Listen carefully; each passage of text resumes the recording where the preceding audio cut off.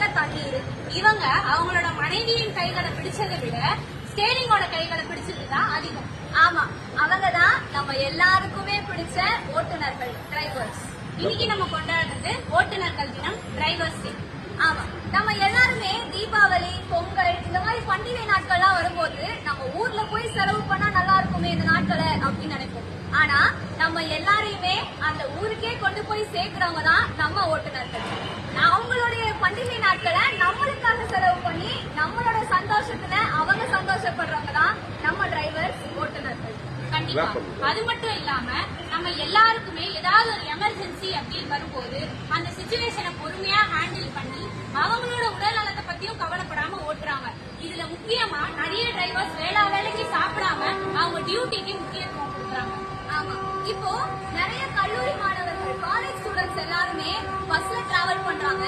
அவங்க பண்றது எல்லாமே ஆபத்தான பயணம் தான். அப்படி இருக்கும்போது நம்ம டிரைவர்ஸ்